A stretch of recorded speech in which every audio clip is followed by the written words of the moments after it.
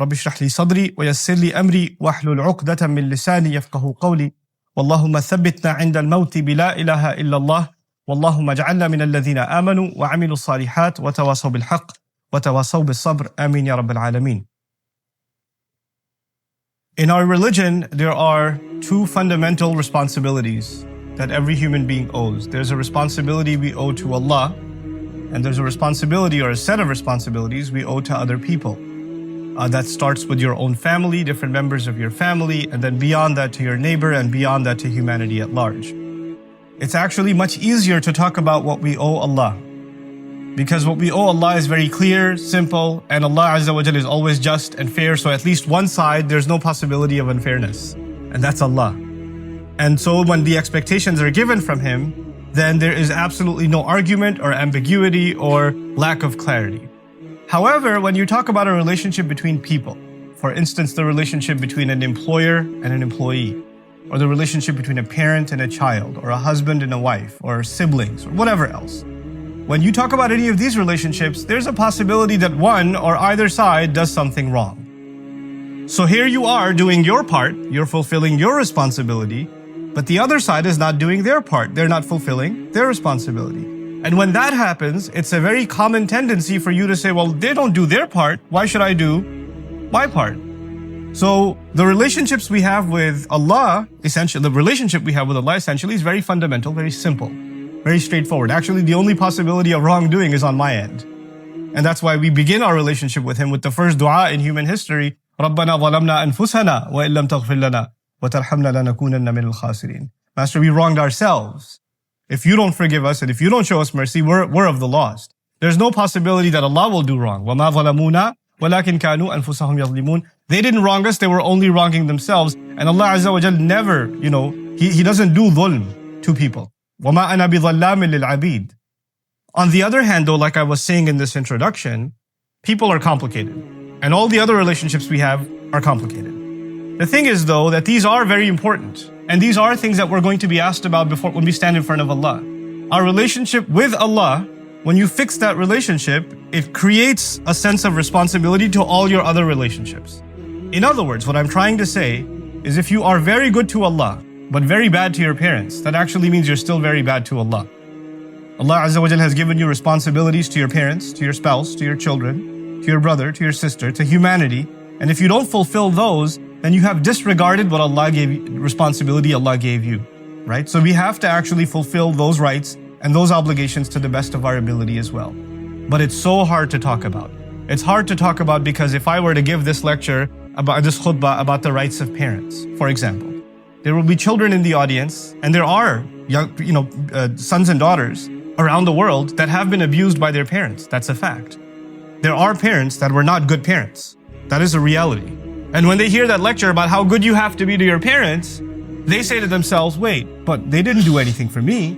What did they do? They actually even abused me. There are parents that are physically abusive, emotionally abusive. There are parents that are spiritually abusive. There are all kinds of abuse that happens.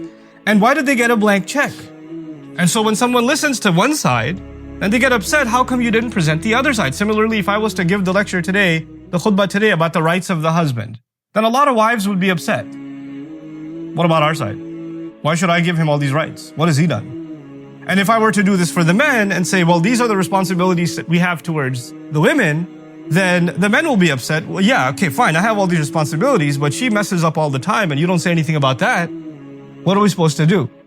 So you know what happens in discussing any of these rights and responsibilities, there's always a chip on our shoulder. There's always this defense mechanism. Wait, are you going to balance this equation or what? So the first thing I wanted to address is that elephant in the room. Today's khutbah is actually about the responsibilities of men. And that will, in fact, make some men very upset. Because they're going to say, you didn't say anything about women. Inshallah, my next khutbah here will be about women. So I'll make them upset as much, I promise. But the thing is, though, that there's a very natural, and I would even say a tendency inspired by Iblis himself, is that he makes us forget our responsibilities and he makes us think all the time about our rights. So when you are being reminded of your responsibilities, you say to yourself, well, I don't get my rights. Why should I think about my responsibilities? You're always concerned about your rights, and as a result, you are less concerned about your responsibilities. These two things are independent of each other. I know that's hard. I would be the first to admit that's a very difficult thing to do. To actually think only of your responsibilities and not think of your rights. You do have rights, but they are not rights that you only give when or responsibilities you only fulfill when your rights are being met. It's not like that. These are two independent things, especially when it comes to justice, especially when it comes to how we're going to stand in front of Allah Azza wa Jalla. So now what I wanted to start with is the definition of a particular word that defines the relationship between husbands and wives. الرجال قوامون على النساء. The phrase Allah used in Surah An-Nisa is that men are qawwam over women. Men are qawwam over women. A very unusual word, the word qawwam. And that seems to be the foundation of how this unit is supposed to operate. And what men owe women and how women are to react to men is captured in this one phrase. Everything else, it's a long ayah, everything else that follows in this ayah is actually in the shade of this one statement. So if this khutbah is dedicated to that one statement really. الرجال قوامون على النساء. And that fundamental word, qawwam, and what does that mean for you and me? The word qawwam comes from the Arabic word qiyam, to stand. And it has several implications. It's one of the very fluid words of the Arabic language. It's a very powerful choice of Allah for this word to be used. There are many other words you can use, but this word in particular, one of the things that makes it unique is that it shares its origin with one of the names of Allah too. Allah's name in Ayat al-Kursi, Allahu la ilaha illa huwa al-hayyul qayyum. The word al-qayyum is actually from the same origin as the word qawwam. Now I highlight that for a reason. I highlight that because when Allah's name is being used, qayyum, then we have to understand that name fully in all of its meanings to appreciate the beauty of that name. And also that word itself becomes now sacred. And to take some of its meanings away or to add meanings in that are not there is rather blasphemous. Because it's sacred. It's from one of the names of Allah Himself. Derived from it is one of the names used for what we are supposed to emulate. Now, the first of them, naqidul julus. Qiyam means standing, like not sitting, but from it is implied activity, like someone who's constantly engaged in something. Someone who's never passive. Someone who, you know how there's autopilot? Or there's cruise control in your car? Right? Or there's a machine that can, once you turn it on, it just runs on its own. It doesn't need to be constantly operated. That's not what we're talking about. We're talking about the exact opposite. Something that doesn't function until you actively involve yourself. You cannot just press the on button and let it go. And this is actually it's kind of funny, but the way they explain this in etymology is by means of an ancient poem. There's a slave, they used to have slavery back in the day. So the slave is about to be sold. And as he's about to be sold, he says, please don't buy me. And he says this statement, فَإِذَا جِعْتُ أَبْغَضْتُ قَوْمًا وَإِذَا شَبِعْتُ then he says, أَحْبَبْتُ نَوْمًا. He says, don't buy me because if I'm hungry, I get really annoyed. I'm not active at all. I don't feel like doing anything. So you're not going to get any work out of me. Especially when I'm what? Hungry. And if I've eaten well, I just love sleeping. So, but when he says I'm hungry, I'm not active at all, he used the word qawman. And I'm suggesting here, what I'm trying to tell you here is the meanings of that word include someone who's constantly active. Now that's the first hint to myself and you about relationships. This relationship is not something that will carry itself. You'll have to actively maintain this relationship. There's something, the love between spouses is not something that just carries on. It has to be maintained and nurtured and flourished. It needs to be something that one needs to come back to. You cannot assume that it's there. It can dry up and it can fizzle away. The assumption that something has been forgiven or the feelings of hurt are gone. That assumption, the hurt doesn't go away on its own. You have to work on getting rid of it. You have to fix it. So there's an active role necessitated. Sometimes people are living under the same roof. They're not talking to each other for years. Or not any real conversation anyway. How was dinner? How was work? How was traffic? Okay, I'm just gonna watch TV now. And years go by and people actually haven't had any conversation. They haven't built any relationship at all. The only thing they share is a roof. That's all they share. That's not what men are supposed to do. And it's particularly difficult for men to be active in fostering a relationship because we're not much of a talker anyway. We like to just be passive. We like to just come home after a day of work, sit on a couch, put on the TV, or just get on our device and just I don't want to talk.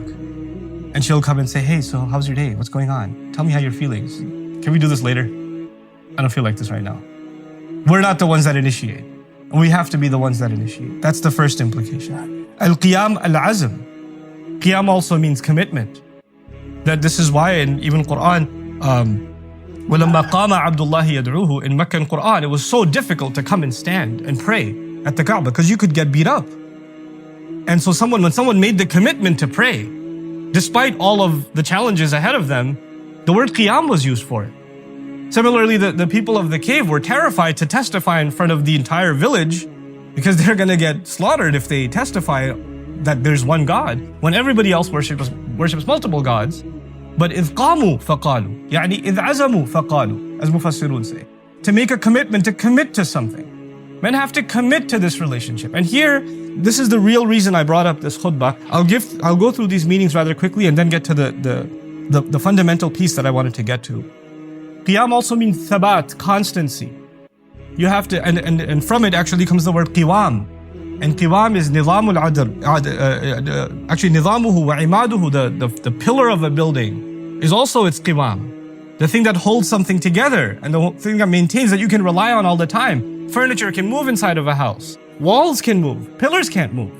Pillars have to be a constant. We have to be the constant in our families for our women. They have to be, we can't be fluctuating. Yesterday you said this, today you're saying that. Yesterday you said this is okay, today it's not okay. You can't be fluctuating, you have to be constant. And that's one of the other implications of the word qiwam. And finally, one of my favorites, and actually from it comes the word qima. Not the ones that they see eat. But qima is actually value, thamanu shay. That a man being qawwam is actually responsible for letting his spouse know how valuable she is. He gives her value. He appreciates her. He acknowledges her. He lets her know that she's beautiful. And a lot of men actually do the opposite. Let her know how fat she is, how ugly she is, how short she is, how dark she is, how freckled she is, or whatever. And they'll do that constantly, putting her down, demeaning her value. You know, putting or insulting her intelligence. God, you're such a horrible driver. You're so annoying. Why can't you just take the normal right turn like everybody else?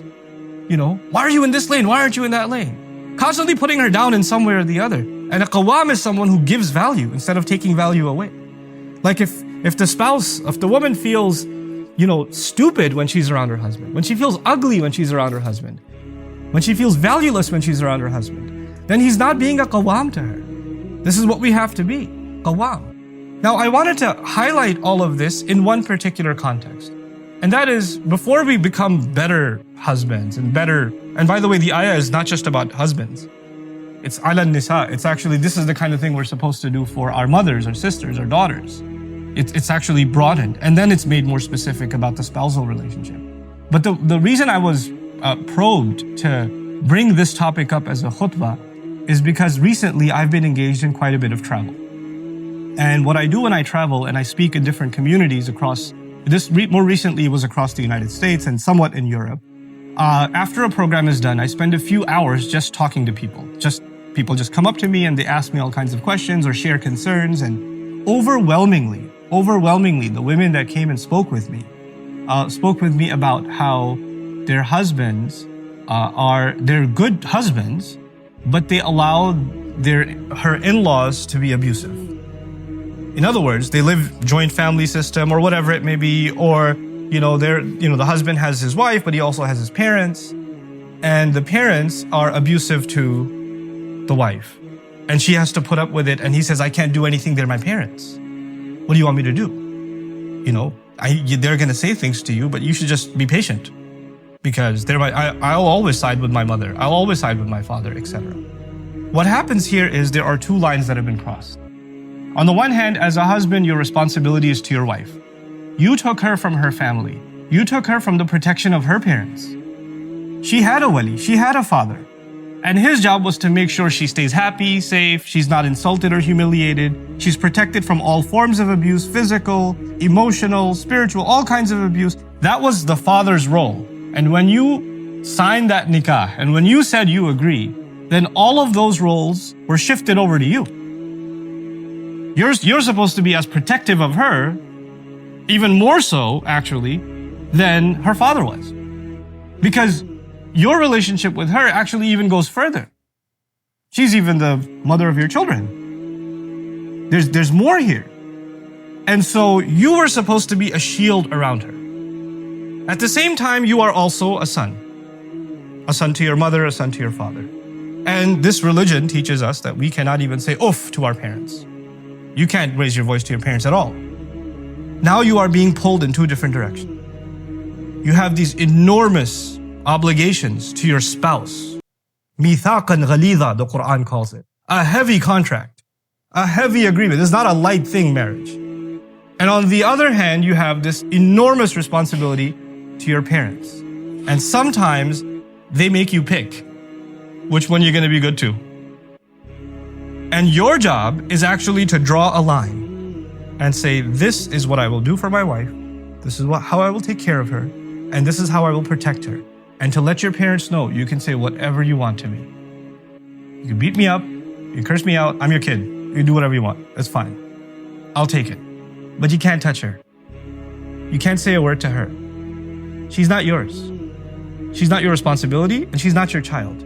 Especially the culture I come from. You know what they say when the girl's getting married? They say, oh, she's like our daughter. Oh, it's like we have a new daughter in the family. Beware when you hear those words. Girls, be thoroughly warned. Because when they she's like our daughter, trouble is looming. Just a couple of weeks later, there's going to be commentary about how you didn't cook, or you cooked, with too much salt, or, you're lazy, or you didn't clean, or some stuff is going to begin. No. The relationship between this woman and her husband's family, first and foremost, is a relationship of mutual respect. She has to be treated with respect, and she has to treat with respect. When it comes to rights and obligations, she is under no obligation to obey your parents. I'm sorry. I'm sorry in that I feel sorry for you that you believed that for so long. But your wife has no obligation to obey your parents. And if you are forcing her to obey your parents and serve your parents, you are engaged in an act of injustice. You're being abusive. You're not a qawwam. You're not the qawwam Allah made you. You were supposed to be taking care of her. You didn't bring a servant into the family. And you're not supposed to be giving her lectures about you have to be patient, they're elder, they can say whatever they want. No. When even our family does something wrong, Allah commands us to stand up for justice. Even if it's وَلَوْ عَلَىٰ أَنفُسِكُمْ أَوِ الْوَالِدَيْنِ وَالْأَقْرَبِينَ. You have to stand up for justice, even if it means you have to stand up against yourself. Meaning if you've done something wrong, you have to own up to it. And if your parents have done something wrong, you actually lovingly, respectfully, head down, humble voice, you still have to let them know you can't do that, Mom. I'm sorry, you can't do that. Dad, that's not right. I'm not going to allow it. You're my dad, but those rights I will not allow you to trample. Because Allah will not be asking you, Allah will be asking me whether I was qawwam over my wife or not. If you cannot be that shield, then you are in violation of what Allah expects from you as a husband. That's very important to understand. We have situations in which, by the way, as people are listening to this, like I said in the beginning, I gave that disclaimer, there are going to be in-laws that are like, but there are wives that are abusive to the in-laws. You didn't give a khutbah about them. You just give a khutbah about how messed up we are, but what about them? They also throw shoes and do crazy things. Call them, I will, but I can only do one thing at a time in a khutbah. One at a time. It's coming. But right now we have to deal with one problem. And by the way, one evil doesn't justify the other evil. And one evil, well, they do it too, is not a deflection or not a justification that you get away with the other wrong that's happening. And you and I have to take stock in your own families. What's happening? Is this kind of wrong happening? Because if it is, then Allah will ask. The Rasul says, خَيْرُكُمْ li ahlihi. The best of you are the ones that are best to their families. This last bit that I wanted to share with you, please take note of it. There are three kinds of abuse that I want to highlight. Three kinds of abuse. The first of them is the worst of them, or you think it's the worst of them is physical abuse. That is absolutely out of the question. Rasulullah sallallahu alaihi wasallam outright, لا تضربوا إماء Allah, do not hit the female slaves of Allah. Outright, do not hit the female slaves of Allah. Now Allah's Messenger could have said, لا تضربوا النساء, don't hit women. right? Don't hit women, because the female slaves of Allah are women. But the power of those words is that, you know, when you call them female slaves of women, female slaves of Allah, then their relationship fundamentally, who owns them? Allah does. And when you mess with someone else's property, like if you destroy my car, you haven't offended my car. Who have you offended? You've offended me. If you came after my child, you haven't just insulted my child or abused my child, you've abused who? Me. I will come after you. You understand? If they are Allah's property and you hit them, who is coming after you? Allah. La tadribu ima Allah. Watch it. They belong to Allah. That's what the Messenger says, sallallahu alaihi wasallam. So physical abuse is absolutely out of the question. It is out of the question. And anybody who would like to argue otherwise, I'll stick around after Jummah. I can talk to you about it. The second kind of abuse is emotional. And emotional abuse could be verbal. It could be when the husband is not around, the in-laws come along and say, by the way, you're just here for a little bit. We can get rid of you whenever we want. That's my son. And when the husband's home, then how are you? You're so sweet. You're so kind. And this girl's going crazy like, when he's not around, they turn into the devil. And when he's around, they turn into an angel. So when I try to tell my husband that they're crazy, he says, what are you talking about? They're so nice. You're crazy. And this is a kind of emotional abuse. A husband and wife have to have a trusting relationship. They have to.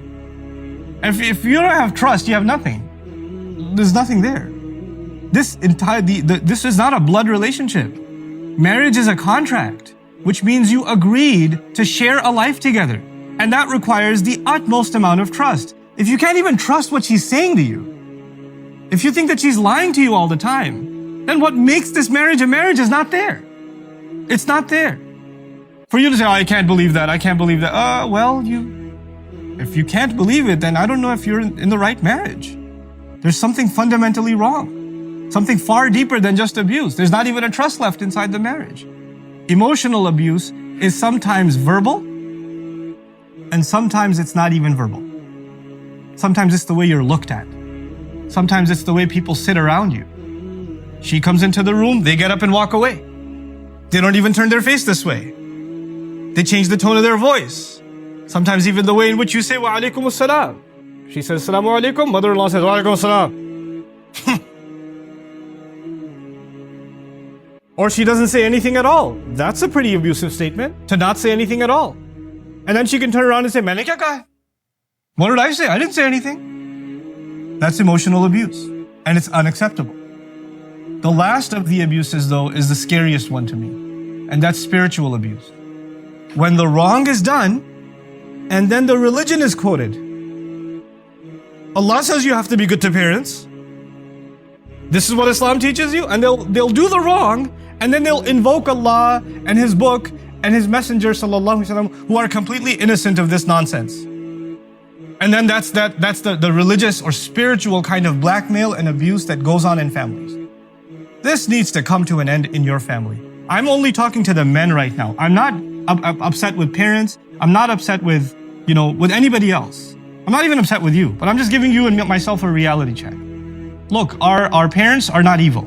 They're not. They were brought up in a certain culture. They were brought up in a certain environment. They have certain norms that they've come to become used to. And some of those things are not right, but they don't realize that. They just do what they think in their mind is right. They're not. Nobody's purposely evil. They're not. Even though some women believe that about their in-laws. Nobody's intentionally evil. Everybody just thinks from a very different point of view. You, however, are in the middle. You're in the middle of two worlds that are pulling at you. And you're going to have to you're going to have to be the voice of reason and justice. And you know what that means? Sometimes you're going to have to take the side of your parents. And sometimes you're going to have to take the side of your wife. Because nobody's always right. And sometimes you will make a mistake too, and then you'll have to admit that you made a mistake. That's going to have to happen too. Which means the role that you are in, this middle role that you're in, is a very difficult one, and it's a role in which you will constantly be the object of criticism. Somebody will criticize you all the time. Because whatever decision you make upsets someone. Somebody will, congratulations on being a man. That's what it comes with. That's the role you have to play. الرجال قوامون على النساء. Congratulations. That's the role Allah has given us. If you don't understand that, you feel like this ayah is about this absolute authority Allah has given us, and we get to do whatever we want with the women under our authority. The word qiyam has nothing to do with authority, first of all. It has to do, like I said, with being active and making sure that you constantly check yourself and make sure that the relationship remains healthy. Is commitment, is constancy. From it comes the word istiqama, which means fairness, even al-adl. One of the meanings of istiqama is adl, that they maintain fairness over it. One of my favorite meanings of it that I didn't even share with you is qum. From qiyam comes the word qum, which means al-qasd. Men are supposed to be not only there for their women in terms of caretaking and protection, they're supposed to give their women a sense of purpose and direction. They're actually supposed to, in a sense, even be mentors to their wives. Mentors to them, advisors to them. This is what you should do. Hey, let me help you fulfill this goal or that goal. How many times there are, especially in abusive family situations, there are women that used to have goals. I want to start an orphanage. I want to do this. I want to write a book. I want to do that. And they don't get to do any of it. Who is supposed to encourage them and open up that door for them and say, yeah, you should do it. I know you make a mean paratha, but you can also write a book. You should work on that. Who was supposed to encourage them and do that? That was supposed to be the husband. He was supposed to open that door. So I pray that Allah Azza wa Jal gives us and our children the ability to be raised mentally as qawwam, and the abuse that is happening inside of our families, that we're the reason that it comes to an end. I'm not giving this khutbah that you go home and you start fights. That's not why I gave this khutbah. Ladies, I did not give this khutbah so you go say, hey, watch this video. Don't do that. That is not why I gave this khutbah. It's for men to do an introspection of themselves. That is part of the selfishness that we have now, adopted. Everybody hears a khutbah or a lecture or a talk, and they think, well, this will be really good for my rights. Everybody should be thinking this will be good for my responsibility. Don't become selfish in this religion. This religion is about you serving Allah first and foremost. So we just take stock of ourselves. And when you do go back and try to implement some of these things, even implement them with mercy. Even if your parents are doing wrong and you're correcting them, you're not a police officer and you're not a judge. You're a son still. Even if you're going to correct them, you're going to correct them with love and mercy and care. You're going to be tactful and careful about it. And so may Allah Azza wa Jal give us that delicacy so that we can really truly fulfill the words of the Prophet sallallahu alaihi wasallam, خَيْرُكُمْ خَيْرُكُمْ لِأَهْلِهِ وَأَنَا خَيْرٌ مِّنْكُمْ لِأَهْلِي. The best of you are the best to their families. And he didn't say the best of you are the best to good families. Even if you have a messed up family, you still have to do your best. Right? And I'm the best of you to my family. May Allah Azza wa Jal make us better and better families and make us do right by our families. Barakallahu li wa lakum fil Qur'an al-Hakim wa nafa'ani wa iyyakum bil ayat wa dhikr al-Hakim. Assalamu alaikum wa rahmatullahi wa barakatuh. Alhamdulillahi wa kafa wa salatu wa salamu ala ibadihi alladhina istafa khususan ala afdalihim wa khatamin nabiyyin Muhammadin al-Amin wa ala alihi wa sahbihi ajma'in. قال الله عز وجل في كتابه الكريم بعد أن أقول أعوذ بالله من الشيطان الرجيم إن الله وملائكته يصلون على النبي يا أيها الذين آمنوا صلوا عليه وسلموا تسليما اللهم صل على محمد وعلى آل محمد كما صليت على إبراهيم وعلى آل إبراهيم في العالمين إنك حميد مجيد اللهم بارك على محمد وعلى آل محمد كما باركت على إبراهيم وعلى آل إبراهيم في العالمين إنك حميد مجيد عباد الله رحمكم الله اتقوا الله إن الله يأمر بالعدل والإحسان وإيتاء ذي القربى وينهى عن الفحشاء والمنكر ولذكر الله أكبر والله يعلم ما تصنعون أقم الصلاة إن الصلاة كانت على المؤمنين كتابا موقوتا